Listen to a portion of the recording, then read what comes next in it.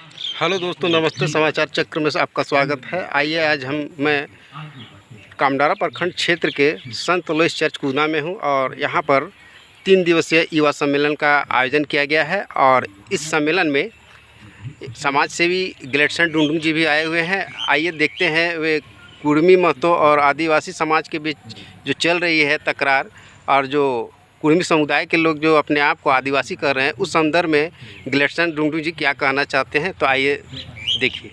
Sir, इस जो युवा सम्मेलन है, इसमें आप युवाओं को क्या मैसेज देंगे? देखिए, आज का जो संदेश देना था वो मूल रूप से पेशा और जो अभी मौजूदा वक्त में जिस तरह से कुर्मी महतो लोग एसटी का दर्जा पाने के लिए एड़ी चुटी एक किए हुए हैं, उसी के बारे में बातचीत की है। इसके साथ साथ एक मूल चीज़ जो आदिवासी आइडेंटिटी को एक तरह से रिलीजियस आइडेंटिटी में कन्वर्ट करने की पूरी कवायद चल रही नागपुर से, तो उसी चीज़ों को मैंने एक्सपोज करने की कोशिश की है कि कैसे हम आदिवासी हैं, हमारी आइडेंटिटी क्या है, कि हमारी मूल आइडेंटिटी हम एथनिक ग्रुप हैं, हम लोग का कल्चरल ग्रुप हैं, हम लोग लैंग्वेज आइडेंटिटी की लिंग्विस्टिक आइडेंटिटी के रूप में जाने जाते हैं, जिसको ये लोग रिलीजियस आइडेंटिटी में कन्वर्ट करना चाहता है। चूँकि इनका मकसद वही है, इनका एक ही कोर लाइन है कि जो सरना पूजा करता है वो आदिवासी है। तो मेरा सीधा सवाल है कि जो सरना पूजा करता है वो आदिवासी है, तो फिर बाकी दूसरे लोग बिहारी, बंगाली, नेपाली, जो भी ये सारे लोग सरना पूजा करेंगे तो आदिवासी हो जाएंगे क्या? दूसरा सवाल यह है कि सरना पूजा की शुरुआत से पहले जो हमारे पुरखे थे जो सरना पूजा नहीं करते थे, फिर उनके बारे में क्या कहना है? क्योंकि सरना पूजा तो बहुत बाद में शुरुआत हुई।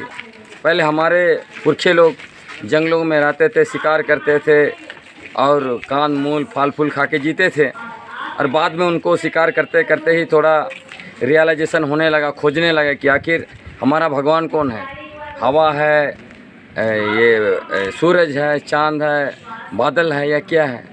उस समय उन्होंने निर्णय लिया कि हम एक तीर छोड़ते हैं और जहाँ तीर जाएगा वो हमारा भगवान का निवास स्थान होगा। और जब तीर उन्होंने आसमान में छोड़ा तो वो सखुआ के पेड़ पर जाकर गिरा। तब से जो है कि सरना पूजा की अवधारणा आई।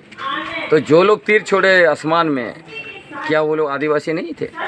तो एक तरह से जानबूझ के झारखंड की धरती में एक तरफ सरना ईसाई के नाम पर नफरत फैलाकर आरएसएस और भाजपा यहाँ का सत्ता को कब्जा करना चाहती है और यहाँ की जल जंगल ज़मीन को पूंजीपतियों को सौंपना चाहती है। दूसरी तरफ कुर्मी महतो अपना राजनीतिक महत्वाकांक्षा को पूरा करने के लिए मुखिया से मुख्यमंत्री के जो पद हैं उस पर बैठने के लिए कुर्मी महतो और आदिवासियों के बीच जिस तरह से नफ़रत का आग जो है कि लगा दिया है, तो ये सारे चीज़ों की सच्चाई को हम बताना चाहते थे और बताया हमने कि कैसे ये लोग महाराष्ट्र से आए थे। इन्होंने यहाँ तक कि मुंडाओं के गाँव को कब्जा किया। आप चले जाइए चोका हाथू, सोना हाथू ब्लॉक में पूरा घूमिए, वो पूरे मुंडाओं के गढ़ रहे हैं।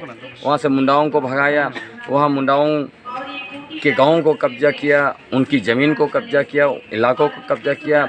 उधर सिंहभूम जाएंगे हो के इलाके में घुसे, हाथू मुंडा को भी कब्जा किया।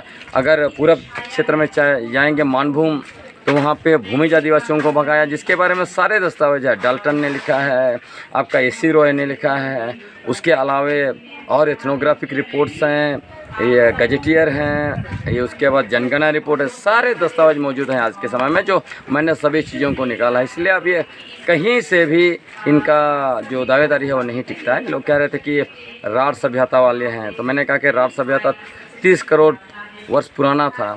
आप एक तरफ दावेदारी करते हैं कि हम 65,000 साल पहले आए, तो 65,000 साल पहले आने वालों का 30 करोड़ पुराना सभ्यता कैसे हो सकता है?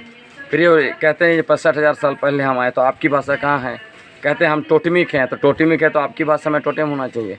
मुंडाओं की टोटेम मुंडा भाषा में, खड़िया का टोटेम खड़िया भाषा में, उरांव का उरांव में, संताल का संताल में। तो आपका टोटेम जो है इंडो आर्यन भाषा, इंडो आर्यन भाषा जो है कुड़मली, जो 500 साल के अंदर आया है, उस भाषा में आपका टोटेम कैसे हो सकता है? तो ये कहीं भी खड़े नहीं उतरते हैं। तो ये मूलतः युवाओं को संदेश देने आया था। ठीक है सर, ठीक है। तो दोस्तों, यदि आज का वीडियो आपको पसंद आया होगा तो मेरे इस चैनल को लाइक व सब्सक्राइब करना ना भूलें।